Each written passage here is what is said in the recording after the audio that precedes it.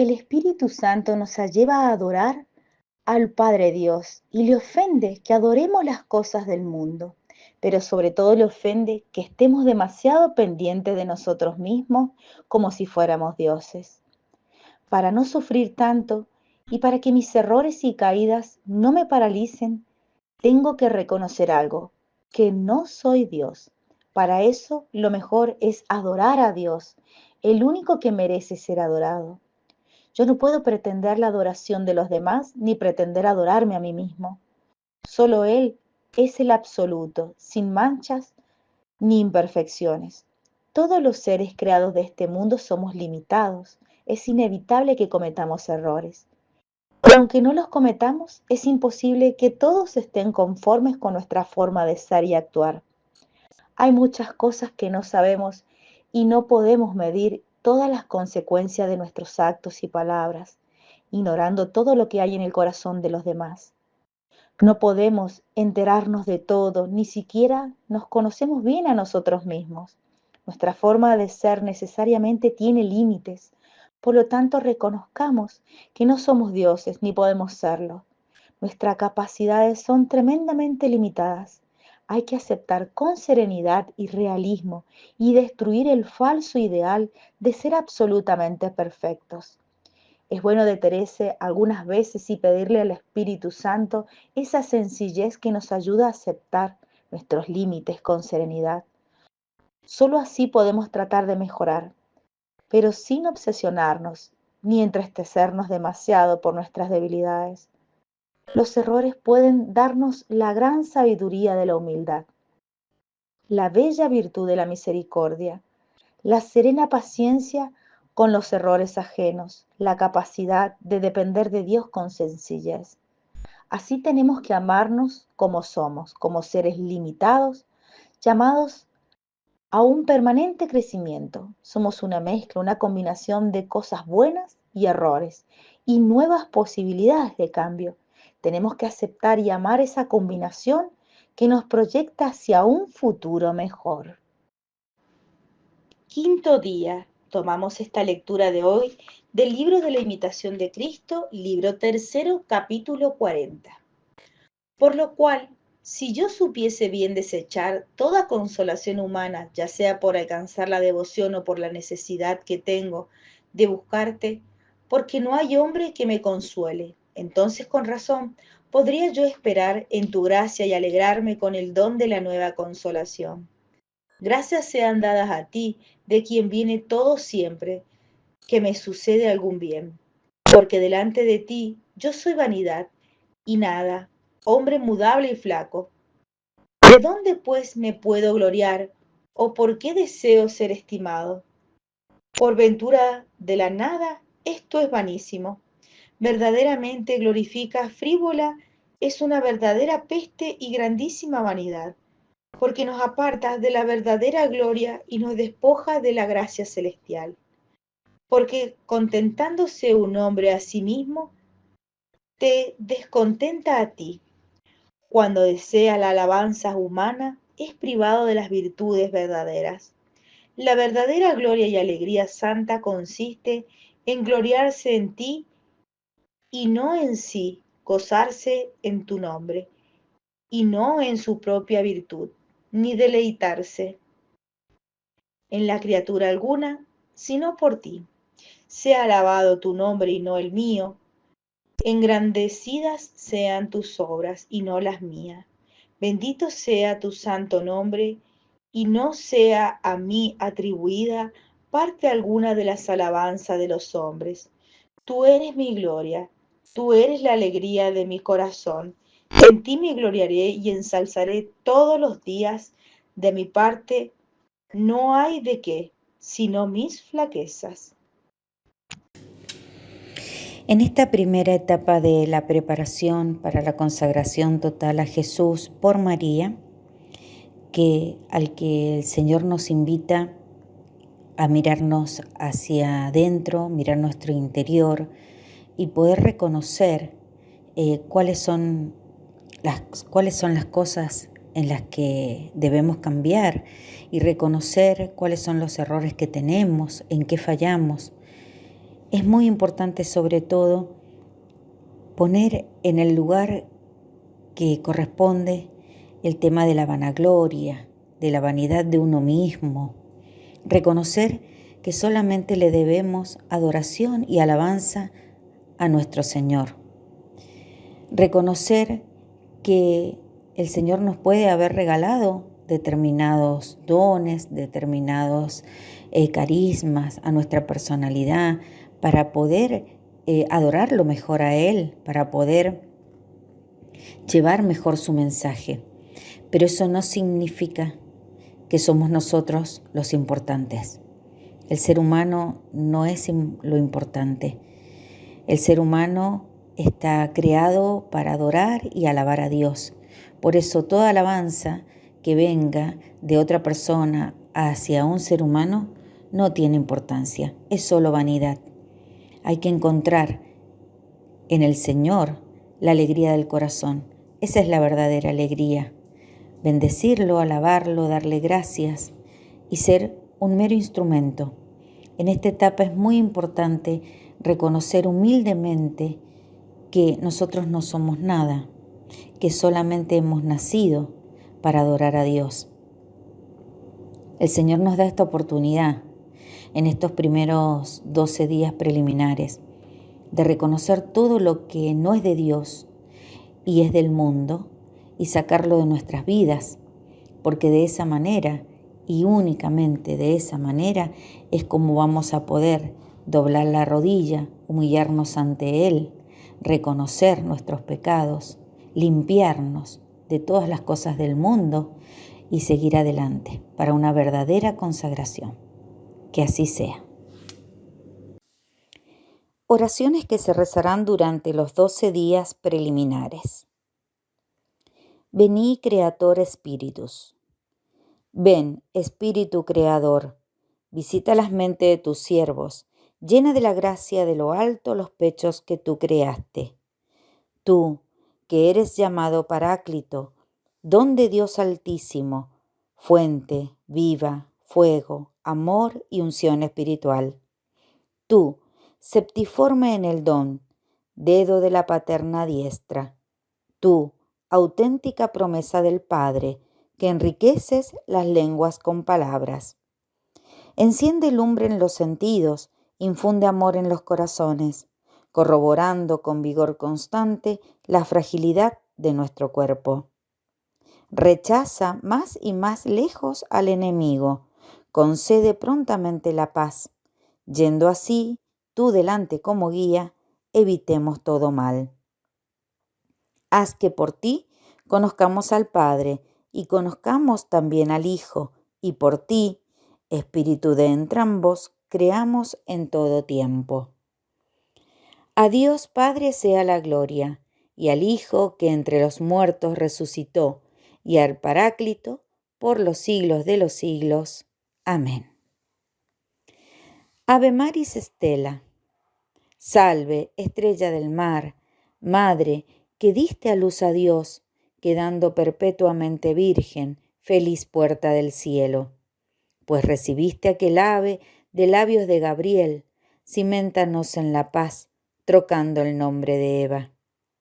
Suelta las prisiones a los reos, da alumbre a los ciegos, ahuyenta nuestros males, recábanos todos los bienes. Muestra que eres madre, reciba por tu mediación nuestras plegarias. El que ha nacido por nosotros se dignó ser tuyo. Virgen singular, sobre todos suave, haz que libres de culpas seamos suaves y castos. Danos una vida pura, prepara una senda segura, para que, viendo a Jesús, eternamente nos gocemos. Gloria sea a Dios Padre, honor a Cristo Altísimo y al Espíritu Santo, a los tres, un solo honor. Amén. Magnificat. Proclama mi alma la grandeza del Señor, se alegra mi espíritu en Dios mi Salvador, porque ha mirado la humildad de su esclava. Desde ahora me felicitarán todas las generaciones, porque el Poderoso ha hecho obras grandes en mí, y su nombre es santo. Y su misericordia llega a sus fieles de generación en generación sobre los que le temen. Él hace proezas con su brazo, dispersa a los soberbios de corazón, derriba del trono a los poderosos y enaltece a los humildes. A los hambrientos los colma de bienes y a los ricos los despide vacíos.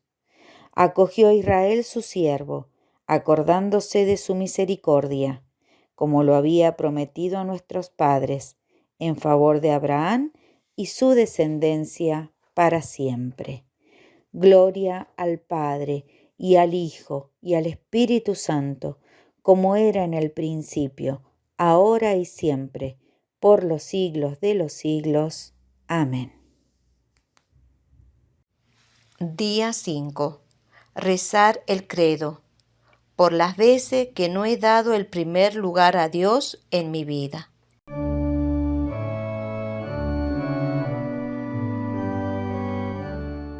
En el nombre del Padre, y del Hijo, y del Espíritu Santo. Amén. Ave María Purísima, sin pecado concebida. Otra de las críticas que podríamos recibir en este tiempo, los que queremos ser marianos, no los que queremos tener devoción a la Virgen, sino los que queremos realmente marianizar la vida, es decir, que todas nuestras acciones estén marcadas de alguna manera, algunas van a ser más directas, otras menos directas, pero de alguna manera toda acción marcada por esa mediación de la Virgen, van a decirnos que una clara demostración de que es una devoción exagerada, esta, es por ejemplo cómo se exageran las apariciones marianas, ¿no? ¿Por qué la Virgen se aparece en Lourdes, en Fátima? ¿Por qué hay otras apariciones que no están confirmadas por la Iglesia, pero tampoco la Iglesia está opuesta a las mismas, como Medjugorje? ¿Por qué toda esta fuerza de la devoción mariana a nuestro tiempo, que quizás antes no era tan así? Siempre estuvo, pero es como si ahora fuese todo muy marcadamente mariano. Y entonces piensan que hay una especie de exaltación del tema, como de exageración actual. La respuesta es que no es así, porque mientras pasan los años, aunque no sabemos cuándo serán el fin de los tiempos, pero necesariamente cada día estamos más cerca del fin de los tiempos. Entonces, aunque duren siglos, mientras más nos acerquemos al fin de los tiempos, es cuando más nos acercamos a esa aparición más fuerte de la Virgen. Voy a intentar explicarme mejor. Hemos considerado el misterio de la Virgen a la luz del libro del Génesis, donde inicia la revelación, ya aparece una mujer, aparece el árbol de la sabiduría, bueno. Pero también el último libro de nuestra revelación, en el libro del Apocalipsis, también va a aparecer una mujer a la cual el dragón quiere combatir. La mujer, siempre. Esa palabra que se dice de Eva antes de pecar, que Jesús le va a decir a la Virgen en el momento del Calvario, y que va a aparecer de nuevo, la mujer que lucha con el dragón al final que es atacada por el dragón al final de la revelación. Ya en el libro del Génesis, Dios dice a la serpiente que la mujer va a pisotear tu cabeza. Tú le vas a intentar herir el talón, como una serpiente que trata de herir el talón de una persona, pero ella te aplastará la cabeza con su pie, ¿no? Entonces está diciendo que al final la mujer va a ganar sobre la serpiente. Entonces, ¿esto qué significa? Que es normal que haya un mayor fervor mariano mientras más se acerca el fin de los tiempos, porque tiene que resplandecer más la Virgen hacia el final de los tiempos. Es un buen signo. Es más, si queremos estar a la altura de los tiempos, tenemos que ser más marianos. Necesariamente tiene que ser así. San Luis María dice, en el texto que ustedes han oído, la salvación del mundo comenzó por medio de María y por medio de ella debe alcanzar su plenitud, la plenitud de los tiempos. La plenitud entonces de la salvación va a llegar por esa presencia, por esa actuación de la Santísima Virgen. San Luis María va a dar distintos argumentos que ustedes han ya escuchado del texto que están siguiendo, de por qué es necesario que la Virgen aparezca más en los últimos tiempos. Porque los últimos tiempos en gran parte también están signados por la esperanza de la segunda venida de Jesús.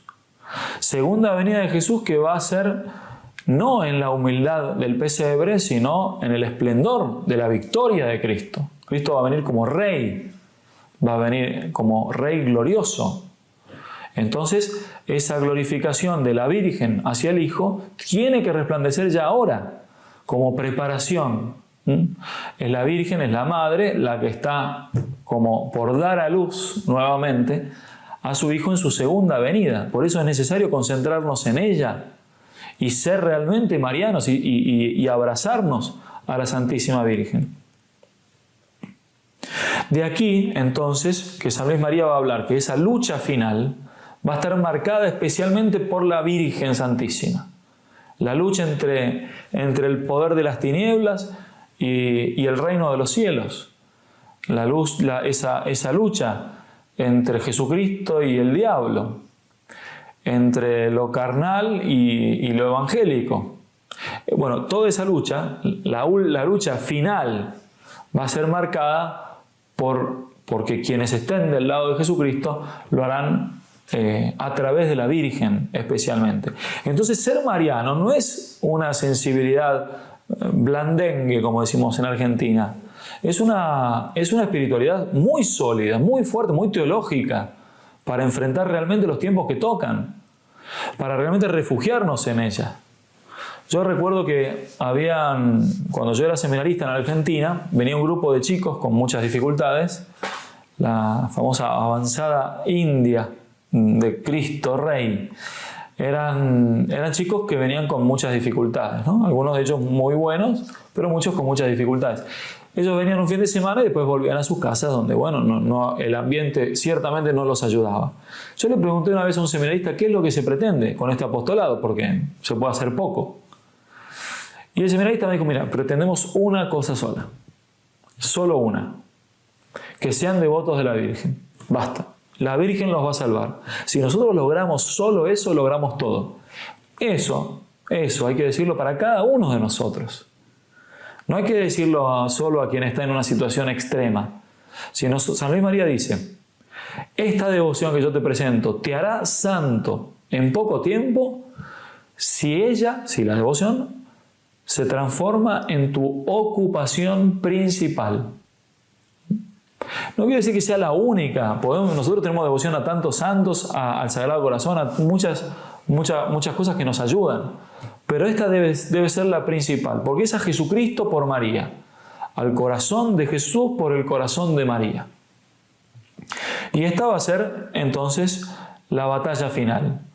En esa batalla, el mal, porque aquí aparece la Virgen ya, incluso es considerada, por ejemplo en el ejército argentino la llamaba mi generala, la generala del ejército.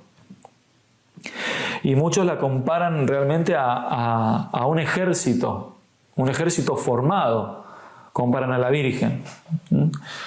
Hay una hermosa prédica de San Juan de Ávila, ¿no? Como la Virgen es terrible para sus enemigos. Pero uno no se la imagina terrible. Pero piénsenlo de este modo. Hay, por ejemplo, un cuadro de San Miguel Arcángel que está sometiendo al diablo, que es famoso, es uno de los cuadros más conocidos, donde él está con la espada, el diablo está haciendo fuerza y San Miguel Arcángel está en una posición como relajado, como quien está descansando, incluso no está ni siquiera haciendo fuerza, porque al diablo lo vence el espíritu contrario. El diablo es un espíritu y el que tiene el espíritu contrario, entre dos espíritus, se contraponen de esa manera.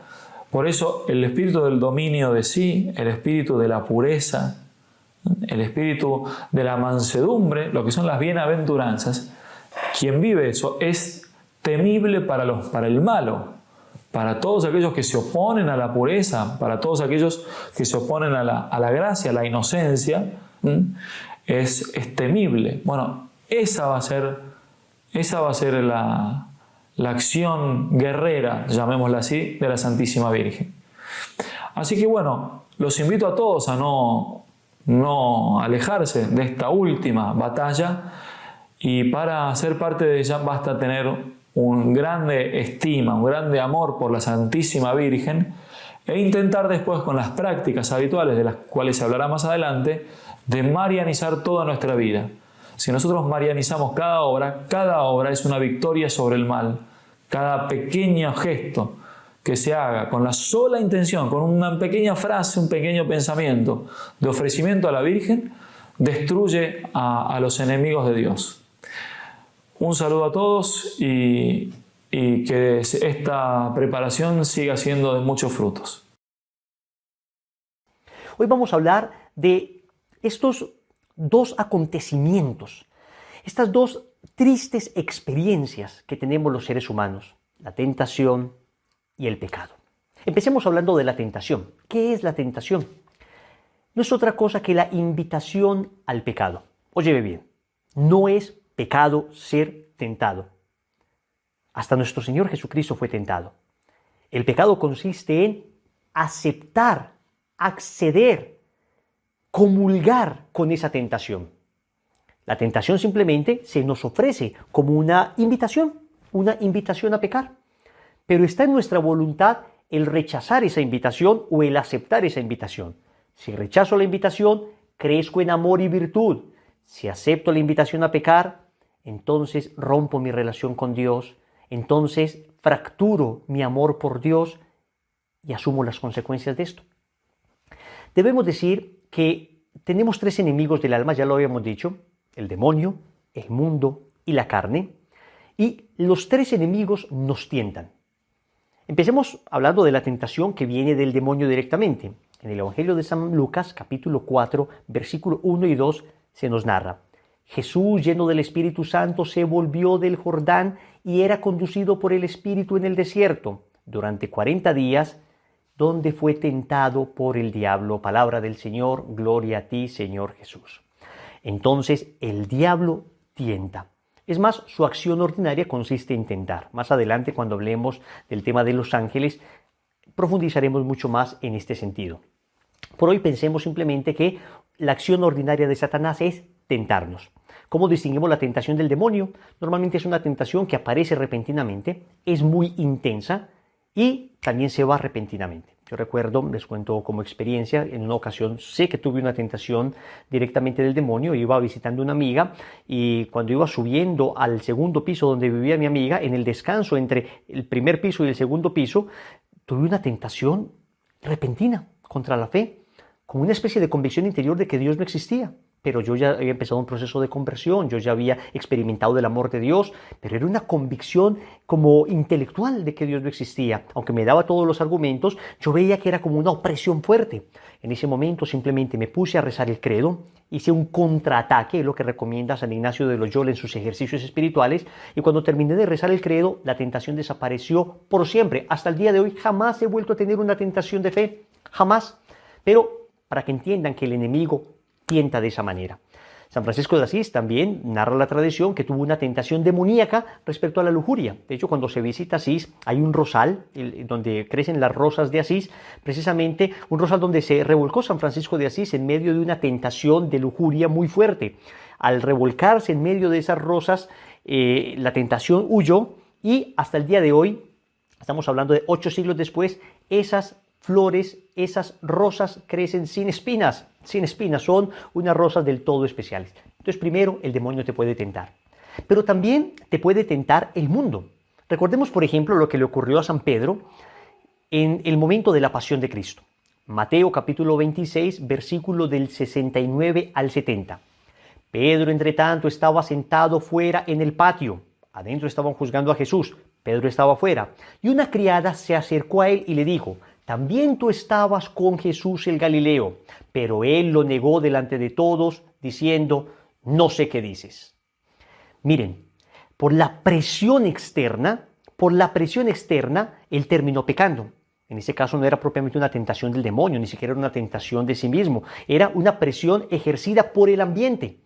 Una tentación del mundo. Así funcionan las tentaciones del mundo. Es la tentación que proviene de tu grupo de amigos, es la tentación que proviene de la burla que te hacen porque quieres consagrarte a la Virgen, vivir la castidad, porque no quieres beber, porque no te quieres drogar. Es la tentación que procede de la presión que ejerce el mundo sobre ti para que desobedezcas. En este caso, Pedro desafortunadamente accedió a la tentación. Pero Jesús, en el primer caso, cuando el demonio tentó, Jesús no accedió a la tentación. De ninguna manera pecó nuestro Señor. ¿Ven? En el primer caso el Señor nos muestra cómo resistir la tentación, en el segundo caso Pedro nos muestra cuán débiles somos. También nos puede tentar nuestra carne. Y recuerden que cuando hablamos nosotros de carne no nos referimos a la materialidad de nuestro cuerpo, que es bueno en sí mismo, es un regalo de Dios, sino que nos referimos a la concupiscencia, a la inclinación desordenada que tenemos en nuestro interior y que se expresa precisamente en nuestra carne. Mire lo que dice el apóstol Santiago, capítulo 1, versículos del 13 al 15. Ninguno cuando sea tentado diga, es que Dios me tienta, porque Dios ni es tentado por el mal, ni tienta a nadie, sino que cada uno es tentado por su propia concupiscencia que le arrastra y le seduce. Después la concupiscencia, cuando ha concebido, da a luz el pecado, y el pecado, una vez consumado, engendra la muerte. El mundo, el demonio, la carne me pueden tentar. ¿Significa que al ser tentado ya pequé? Repito, tentación no es igual a pecado. Tentación no es igual a pecado. Tú puedes vencer la tentación. Yo no sé qué tentación tengas en este momento. Yo no sé si es una tentación de lujuria, yo no sé si es una tentación de soberbia, yo no sé si es una tentación de vanidad, es una tentación de avaricia. No sé si en este momento alguien te está escribiendo a tu WhatsApp y quiere hacerte caer en, no sé, traición tal vez, o de pronto te estás metiendo en unas páginas que quieren dañar tu corazón, o tal vez tienes un ataque de ira y estás a punto de reventar en rabia. Tienes tentaciones, no has pecado todavía. Sentir no es consentir, pensar mal no es querer. Todavía no has pecado y tienes fuerza para resistirlo. Mira lo que dice el apóstol San Pablo en 1 Corintios, capítulo 10, versículo 13. De hecho, ustedes todavía no han sufrido más que tentaciones ordinarias, pero Dios es fiel y no permitirá que sean tentados por encima de sus fuerzas. En el momento de la tentación les dará fuerza para superarla. Escúchame entonces con claridad. La tentación no es pecado y siempre tienes fuerza para resistirla. Si caemos no es porque nos superó, sino porque quisimos caer. En el fondo todo pecado es un acto de la voluntad. Quise pecar. La pregunta es, ¿por qué no simplemente le decimos a Dios, líbranos de la tentación? Ya, no quiero volver a tener tentación. En el Padre Nuestro nosotros decimos, no nos dejes caer en la tentación. Líbranos del mal, pero de la tentación no te pido que me libres, te pido que no me dejes caer. Porque la tentación, cuando es vivida en gracia y es vivida en virtud, trae muchísimos méritos al alma. Digamos 3 beneficios de la tentación superada. Primer beneficio de la tentación superada, manifiesta el amor que le tenemos a Dios. Es muy fácil decirle a Dios, te amo, en la última cena. Pero cuando me están diciendo, tú eres el que conoce a ese nazareno y lo van a crucificar a ti también, ahí ya no es tan fácil decirlo. Y entonces la tentación muestra si le amo de verdad o no le amo de verdad. Y Pedro en este caso mostró que no le amaba todavía suficientemente. Por eso el Señor, después de resucitado, le dirá, Pedro, ¿me amas más que estos? O sea, el Señor va a elevar nuevamente su amor a una dignidad sobrenatural. Entonces nos prueba el amor. Una cosa es en las buenas, otra cosa es en la tentación. Segundo, la tentación nos da humildad, nos trabaja en la humildad, porque piensen ustedes, a veces uno cree que soy muy virtuoso, llevo muchos años en el camino espiritual, yo estoy muy seguro del amor que le tengo a mi esposa, a mí nada me hará caer, y la tentación nos muestra cuán frágiles somos, nos enseña a desconfiar de nosotros mismos y a confiar en Dios. Pero la tentación también nos enseña a ser misericordiosos, porque muchas veces uno juzga a los demás, uno empieza a decir, este le falta conversión. Si tiene esas tentaciones todavía le falta. Grandes santos han tenido las tentaciones más terribles y las tentaciones más inimaginables. Y esto el Señor lo permite para que después uno sea misericordioso con las demás personas, para que uno no crea que me las sé todas, para que uno no crea que a mí no me va a tocar esto, yo ya soy muy virtuoso. No, yo que soy frágil, entiendo la fragilidad del otro. ¿Qué hay que hacer con la tentación? Huir de ella. Es mejor que digan aquí huí a que digan aquí caí.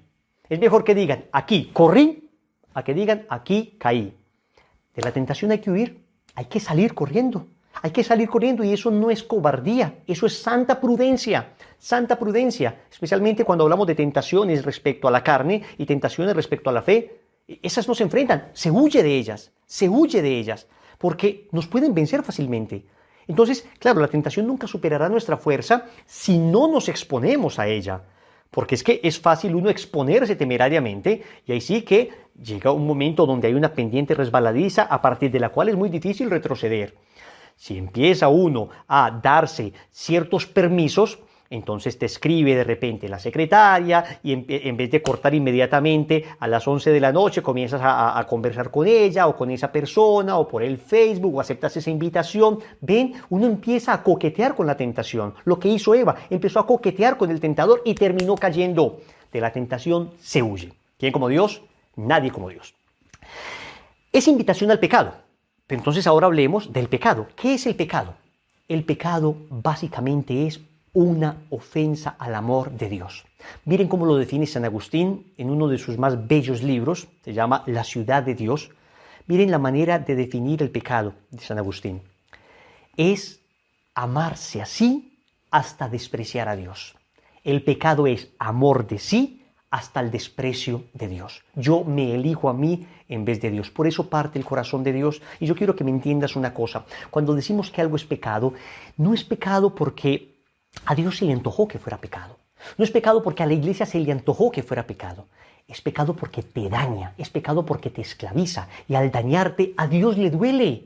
A Dios le duele. Yo como papá lo entiendo. Cuando mis hijos se hacen daño, a mí me duele profundamente. Por eso yo le pongo reglas a mis hijos.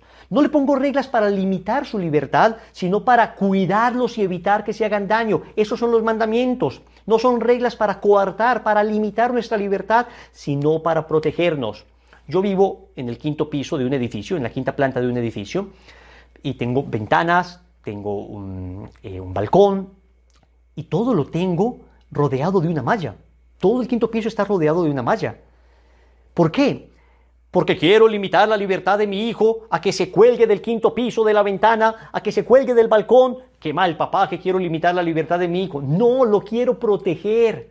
Esa malla lo que hace es cuidar a mi hijo. Así son los mandamientos. Son mallas que Dios nos pone para evitar que nos hagamos daño.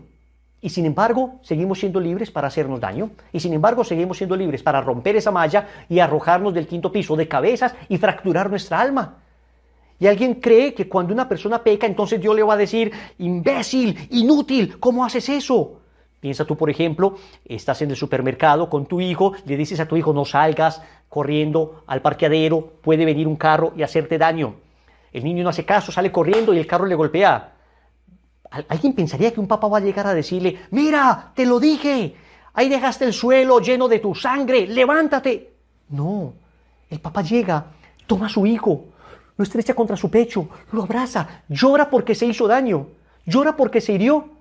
La desobediencia de su hijo le llevó a herirse. Ese es el dolor de Dios cuando pecamos. El dolor de Dios no es porque le afectemos directamente a Él. El dolor de Dios es porque nos dañamos a nosotros y al dañarnos nosotros le partimos el corazón a Dios, le partimos el alma a Dios. Entonces cuidado, el pecado te daña. A veces no entendemos por qué nos daña. Piensa tú en un niño de 2 añitos que toma un cuchillo, largo cuchillo, y empieza a jugar con el cuchillo. Puede que el niño esté feliz por ver el brillo del cuchillo. Y uno le dice, entrégame ese cuchillo. Y el niño dice, ¿por qué? Pero no me pasa nada, mira, lo estoy utilizando. Te vas a dañar. Uno ni siquiera espera, se lo arrebata inmediatamente. Puede que el niño en su mentalidad infantil diga, pero mi papá, ¿por qué hace esto? ¿Por qué mi papá me quita todo lo que me divierte? Hijo, no entiendes que esto te hace daño, ya entenderás, pero prefiero quitártelo antes de que te dañe. A veces uno no entiende por qué este o aquel pecado me hace daño, pero Dios nos dice, no lo hagamos para que no nos hiramos y no hiramos a otras personas. Y no dañemos a otras personas. El pecado siempre esclaviza, el pecado siempre daña. Y es tan grave el pecado, es tan doloroso el pecado, es tan espantoso el pecado, que el Señor envió a su Hijo único para que todo el que cree en Él no perezca, sino que tenga vida eterna. Tanto amó Dios al mundo que nos entregó a su Hijo único. Juan capítulo 3, versículo 16. El Señor, para librarnos de la lepra, de la esclavitud, del pecado, nos envía a su Hijo para sanarnos, y nos envía a su Hijo para redimirnos, y nos envía a su Hijo para que con el precio de su sangre fuéramos libres de esta atrocidad que se llama pecado. ¿Cómo es posible que después de que el Padre nos entrega a su Hijo, nosotros sigamos crucificándole nuevamente con nuestro pecado? En la carta a los Hebreos, en el capítulo 6, versículo 6, dice el autor de la carta a los Hebreos que cada que pecamos, crucificamos nuevamente al Señor. Esto significa que es como si la sangre de Cristo no hubiera servido para nada. Cuando yo tuve a mi hijo Pablo, yo experimenté el amor que uno tiene por un hijo. Y entendí en ese momento lo que hizo el Padre, o por lo menos tuve una luz de lo que hizo el Padre Celestial. Porque yo sería capaz de dar la vida por una causa noble. Tal vez en un acto de valentía lo haría, pero dar a mi hijo jamás. En cambio, el Padre nos entregó a su propio Hijo para librarnos de esta lepra que se llama pecado. Tanto nos amó el Padre que nos dio lo más precioso que un ser humano puede tener. Lo más precioso que alguien puede tener es un hijo. El Padre nos entregó a su Hijo. Siendo Dios, nos entrega a su Hijo. Jesús también viene voluntariamente, pero entendamos el valor de la entrega, el valor, el tamaño de la entrega. Nos debería hacer comprender la gravedad del pecado. Cuán atroz es el pecado, porque el pecado no solo nos daña en esta vida, sino que nos daña eternamente. El pecado no solo nos afecta hoy, sino que nos cierra definitivamente las puertas del cielo. Por eso el Señor vino, murió para librarte, para librarme del pecado. Existen entonces como dos expresiones del pecado. Uno que se llama pecado mortal y otro que se llama pecado venial. El pecado mortal se llama mortal porque mata nuestra relación con Dios. En el momento en que somos bautizados, Dios nos regala algo, un don que se llama la gracia. Esto que tenemos dentro de nosotros al momento de ser bautizados es lo que nos hace ya no solamente ser humanos. Al momento del bautismo somos hijos de Dios. Ya por mis venas no solamente corre sangre humana, ahora corre sangre divina. Y como soy hijo de Dios, ahora merezco el cielo, porque es mi herencia. Y como soy hijo de Dios, ahora Él vive en mí. Cuando una persona peca mortalmente, renuncia a su herencia. Por eso lleva a la condenación el pecado mortal. Porque si la herencia es el cielo y yo voluntariamente renuncio a mi herencia, entonces no puedo ir al cielo, porque voluntariamente me excluí, así llama el catecismo al infierno, la autoexclusión. Hice lo del hijo pródigo, me fui de la casa, mi padre jamás me echa, el padre jamás te va a expulsar de la casa, el que peca mortalmente se va por sus propios pies de la casa. Siempre hay tiempo para arrepentirse, hoy es el día del arrepentimiento. Para cometer pecado mortal se requieren tres condiciones. Que sea materia grave, es decir, que lo que haga sea grave, hay cosas más graves que otras. Los 10 mandamientos nos muestran qué es la materia grave, y dentro de cada mandamiento hay cosas más graves y menos graves. Segundo, que haya pleno conocimiento, que yo sepa que esto es materia grave. Y tercero, que haya entero consentimiento, que aún sabiéndolo, yo lo haga. Al finalizar la lección vamos a dejar una práctica que es un examen de conciencia donde veremos cuáles son esos pecados de materia grave, porque es indispensable confesarse de ellos, porque es indispensable ser liberado de ellos. Pero también existe otra expresión u otro tipo de pecado que se llama venial, que es un pecado de menor gravedad, un pecado que afecta mi relación con Dios pero no la daña definitivamente, que afecta mi caridad pero no daña definitivamente mi relación con Dios. Sucede pecado venial cuando cometemos un pecado en materia leve, con pleno conocimiento y entero consentimiento, o en materia grave, sin pleno conocimiento y entero consentimiento. Si yo no sabía, por ejemplo, que faltar a misa un domingo era materia grave, no lo sabía. Y lo es materia grave porque estoy faltando directamente al mandamiento que establece santificar las fiestas. Santificar las fiestas es darle un día a Dios. Es un día que Dios tiene reservado para Él, pero no me importa, no voy. Yo no sabía que eso era materia grave, entonces no pequé mortalmente. Pequé venialmente, pero ahora lo sé. Entonces ahora, si lo hago, si falto deliberadamente a la Eucaristía el domingo sin causa justificada, entonces cometería un pecado mortal que me daña a mí. No es Dios el que necesita que yo vaya a misa, no es Dios el que necesita que yo le comulgue, soy yo el que lo necesita, soy yo el que necesito de Dios. Hay gente que dice, pobrecito de Dios, yo no fui a misa hoy. No, pobrecito de ti, de mí. Dios no es menos Dios porque dejes de ir a misa, pero tú sí eres menos santo al dejar de ir a misa. Dios no es menos Dios porque dejes de ir a misa, pero tú sí eres menos santo por dejar de ir a misa. ¿Quién como Dios? Nadie como Dios. Entonces, esto es importante. Es importante diferenciar entre pecado mortal y pecado venial. Es necesario confesar los pecados mortales, los pecados veniales no es necesario, pero es muy conveniente hacerlo, muy conveniente hacerlo. Pero para comprender más a profundidad el tema del pecado y cómo nos daña y cómo destruye todo, el pecado es una lepra que lo destruye todo, volvamos al libro del Génesis, capítulo 3 del libro del Génesis, el tema del pecado original, el pecado de nuestros primeros padres. Dios les había dado todo y sin embargo ellos prefirieron romper la relación con Él. Seducidos por la serpiente, accedieron, comieron el fruto prohibido. No nos pongamos ahora en disquisiciones teológicas, qué era el fruto, qué era el árbol. Lo importante es saber que fue un acto de desobediencia. Ellos se prefirieron a ellos mismos en vez de Dios. Miren esto, todo pecado en el fondo es buscar lo que Dios quiere para mí, pero por mis propios medios. Porque Dios quería que Adán y Eva fueran como Él, los quería divinizar por la gracia. Satanás les dijo, si comen del árbol seréis como dioses. ¿Ven? Satanás les dijo, ustedes van a ser como dioses. Dios les dijo, ustedes van a ser como yo.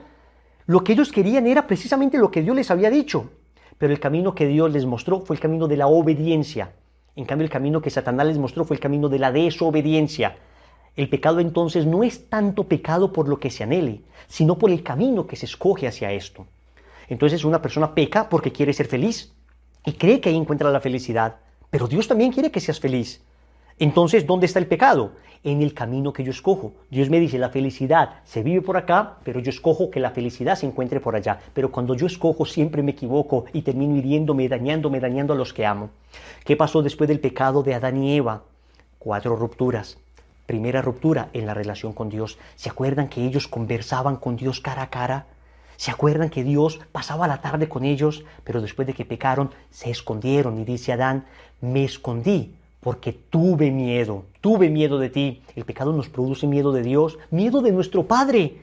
El pecado nos produce miedo de la voluntad de Dios. No quiero saber de Dios, no me quiero consagrar. Yo no quiero saber lo que Dios quiere para mí. El pecado me aleja de la voluntad de Dios y la voluntad de Dios es sinónimo de mi felicidad verdadera. Me aleja de Dios. Cuando uno peca, le es difícil orar.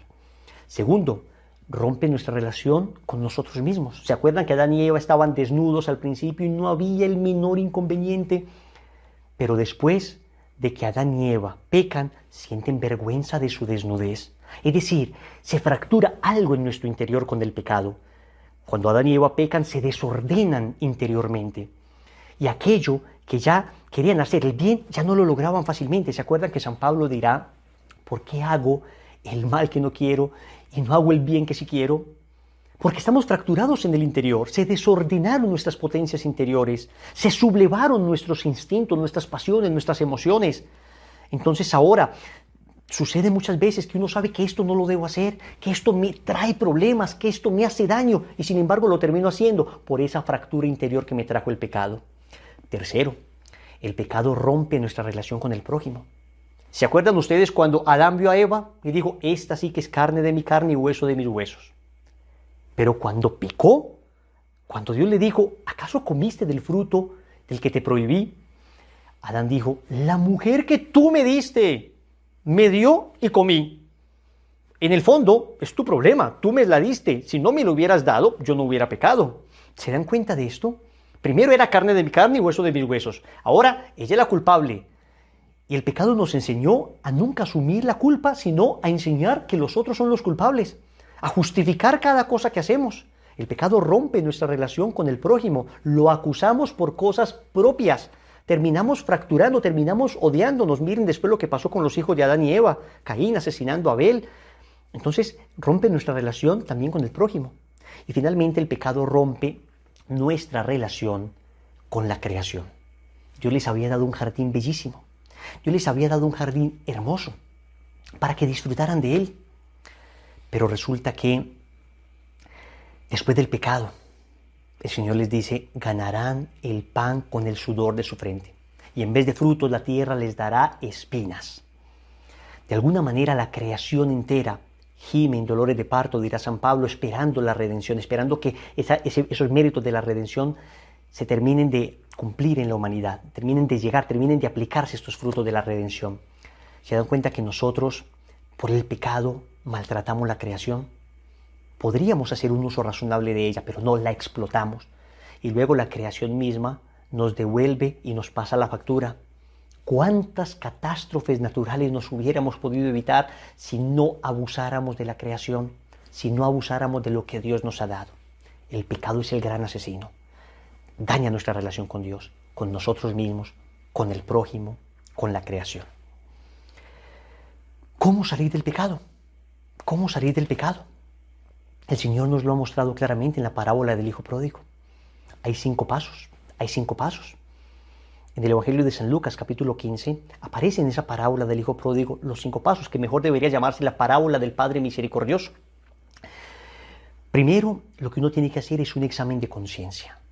Debo reflexionar y ver en qué le he fallado al amor de Dios. ¿Se acuerdan que el Hijo reflexionó? En la casa de mi Padre hay comida y yo acá no me puedo alimentar ni de las algarrobas de los cerdos. Segundo, debo tener contrición de corazón. Me debe doler haber pecado. Yo no puedo simplemente decir, sí, pequé, no pasa nada, Dios me perdona. No, me debe doler, o por lo menos le suplico al Señor que me duela. Señor, no me duele lo suficiente, yo te pido que me duela lo suficiente. Lo que se llama contrición. Recuerdan que este hijo pródigo estaba sufriendo precisamente y el dolor del hambre le hacía sentir el dolor de su pecado. Contrición de corazón. Tercero propósito de la enmienda. Yo no puedo decir a Dios, Dios mío, perdóname, pero no voy a cambiar. Como el esposo que le dice a la esposa, sí, yo tengo otra mujer, te pido perdón, pero no me pidas que la deje. Pues no tiene ningún sentido.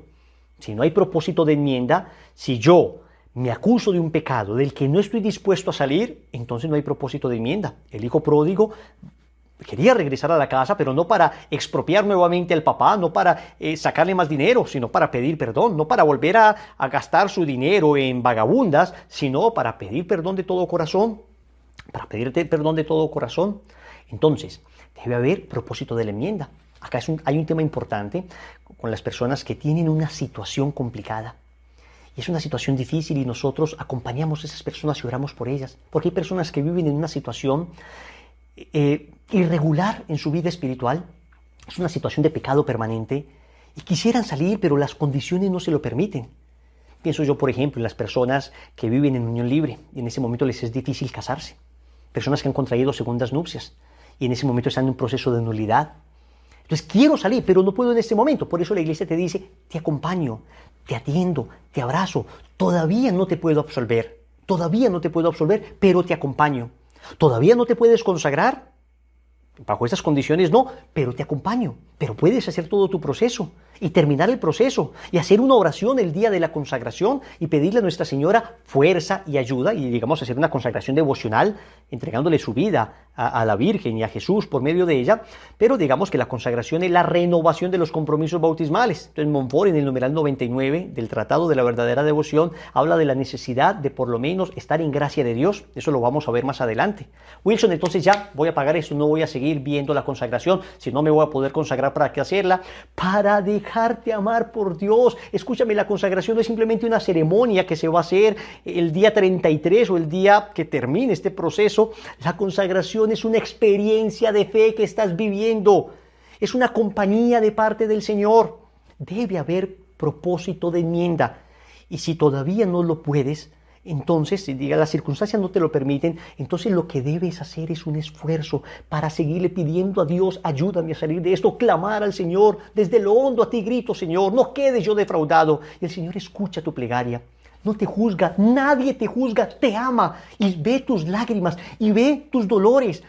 Y con lágrimas pides y Dios por esas lágrimas hará el milagro de que puedas salir de esa situación. Pero hay que dar el paso para salir de esa situación. No hay mayor misericordia que decirte esta verdad. El paso que debes dar es salir de allí, pero tú y yo solos no somos capaces. Dios nos tendrá que ayudar y Él nos mostrará los caminos. Tercero, propósito de enmienda. Cuarto, confesión de boca. Confesión de boca. El hijo no llegó donde el padre a quedarse callado. No, dijo, Padre, pecado contra el cielo y contra ti. No merezco llamarme tu hijo. Trátame como uno de tus siervos. Nosotros nos confesamos con un sacerdote. ¿Y por qué con un sacerdote? Evangelio de San Juan, capítulo 20, versículo 23. El Señor le dice a los apóstoles recién resucitados, a quienes ustedes perdonen los pecados les serán perdonados, a quienes no se los perdonen no les serán perdonados. Es necesario entonces confesarse con un sacerdote. Quinto, satisfacción de obra.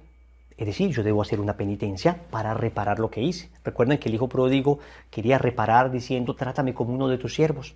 Es decir, quiero jornalear si es necesario. Ponme a arar la tierra. El Padre fue muy misericordioso. A veces hay gente que me dice, Wilson, me pusieron una penitencia tan sencilla.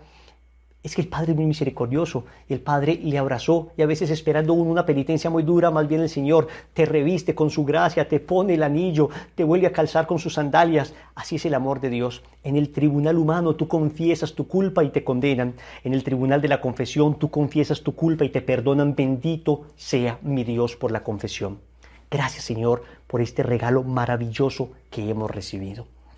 Entonces, la práctica de esta lección es hacer un examen de conciencia. En la descripción de este video dejaremos el link donde está el examen de conciencia. Y va a haber además dentro de ese link un video, si es que quieres recibir apoyo. En el video te explicaremos cómo hacer el examen de conciencia. Pero ahí vas a hacer un examen de conciencia. Si lo quieres hacer tomando algunos apuntes, es importante para que no se te olvide ningún pecado al momento de confesarte. Ojo, si escribes los pecados, es muy importante que inmediatamente te vayas a confesar y rasgues esa hoja y la cuides muy bien porque es tu conciencia.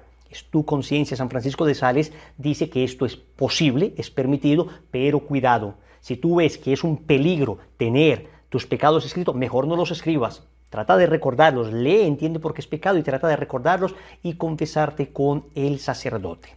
Existe el pecado, está presente el pecado. Quizás alguno de vosotros diga, bueno, hay que afirmar una cosa tan obvia. Bueno, pero es que fijaros, la mera existencia del pecado es algo que es negado, que no es aceptado desde distintas ideologías. Por ejemplo, la nueva era se caracteriza especialmente, ¿no?, por el rechazo del concepto de pecado. Es muy, muy patente, ¿eh? Por ejemplo, pues la nueva era insiste en que, bueno, que hay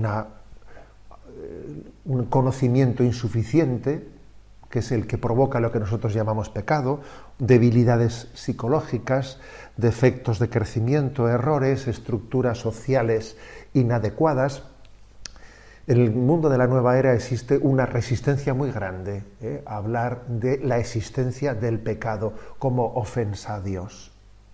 Recuerdo una persona pues que estuvo muy introducida, ¿no?, en la nueva era y que tuvo la gracia, ¿no?, pues de salir, ¿no?, de esos parámetros, y que cuando me compartía dónde estaban las claves, me decía que incluso en el grupúsculo de la nueva era en la que ella estuvo introducido, estaban dispuestos a rezar el Ave María siempre y cuando se quitase la expresión ruega por nosotros pecadores.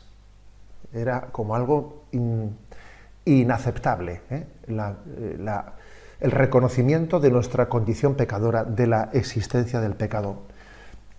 Sin embargo, digámoslo claramente, el pecado existe y, claro, ello supone que hay un vínculo profundo de relación con Dios, de amistad. Tenemos un profundo vínculo de amistad con Dios y, por lo tanto, el pecado es un amor de Dios traicionado. Además, también pasa lo siguiente, ¿no? Dice aquí que para entender lo que es el pecado, que es un misterio, hay que entenderlo también a la luz de la revelación, a la luz de cómo Dios nos salvó del pecado. ¿Quieres entender qué es el pecado? Pues mira cómo Jesucristo nos rescató del pecado. Qué grave, qué serio será el pecado para que la forma de ser rescatados, de ser redimidos, haya sido tan dramática. Recuerdo que en una ocasión, pues hace años ya, siendo yo un joven sacerdote, estábamos en la catequesis de confirmación y un joven, pues él manifestaba delante del grupo, decía, yo no soy pecador, yo no tengo pecados. Negaba, ¿no?, pues la condición pecadora cuando hablábamos de estos temas. Y yo, pues con un poco, digamos, un poquito de ironía, ¿no?, y un poquito de sentido del humor, le comencé a decir a ese joven, hombre, entonces, qué suerte, ¿no?, qué suerte tienes tú, que no eres pecador, ¿no? Entonces tú no necesitas de Jesucristo. Jesús no ha entregado su vida por ti en la cruz, ¿no? Tú no has necesitado de del amor redentor de Jesucristo, que Él entregase su vida por tu salvación, ¿no? Le empecé a decir eso, y entonces él, claro, percatándose un poco de las consecuencias de lo que había dicho cuando dijo, yo no tengo pecado, yo no soy pecador, comenzó a decir, bueno, un momento, a ver, yo sí quiero a Jesús, yo sí quiero su redención, claro. Es que yo le decía, es que el que niega el pecado se autodeshereda de la redención de Jesucristo, que nos vino a dar precisamente nuestra salvación del pecado. Para entender la gravedad y la seriedad de la existencia del pecado, que es un misterio no fácilmente cognoscible para nosotros, uno tiene como un punto de partida muy importante, y es ¿qué es lo que hizo Dios para rescatarnos del pecado? Y viendo cómo fue la redención, uno puede intuir la gravedad de esa herida de la que Dios nos estaba rescatando, ¿no? Dicho de otra manera, ¿no? El misterio de la iniquidad solo se esclarece a la luz del misterio de la piedad de Dios. Mira cómo es la piedad de Dios, mira qué misericordia ha tenido de nosotros. A partir de ahí podrás intuir, ¿no?, qué iniquidad se esconde detrás del pecado, que no es un mero error, que no es únicamente una mera falta de conocimiento, sino que es una rebelión de la criatura frente al Creador. Es un abuso de la libertad que Dios da a cada uno de los seres humanos. Dios nos ha hecho libres, nos ha creado a su imagen y semejanza, para que amemos a Dios sobre todas las cosas y nos amemos entre nosotros. Esa es la finalidad para la que hemos sido creados. Pues cuando el hombre peca, se rebela contra la finalidad para la que ha sido creado, porque ha sido creado para el amor, para amar libremente, para tener ese amor de amistad con Dios y con los hermanos. Pecar, por lo tanto, es pervertir la finalidad para la que hemos sido creados, es distorsionar completamente el plan y el designio de Dios de la creación. Eso es el pecado, ¿eh? Recuerdo que hay una secuencia litúrgica el día de Pentecostés que es maravillosa, ¿no? La secuencia de Pentecostés en la que dice: mira el poder del pecado cuando no envías tu aliento. Ciertamente el hombre tiene esa experiencia, dice exactamente: mira el vacío del hombre si tú le faltas por dentro, mira el poder del pecado cuando no envías tu aliento. El pecado verdaderamente ha distorsionado la vida, la historia. Dramas increíbles, ¿no?, en la historia de la humanidad solamente se explican por el pecado del hombre, que se esclarece a la luz del misterio del Redentor.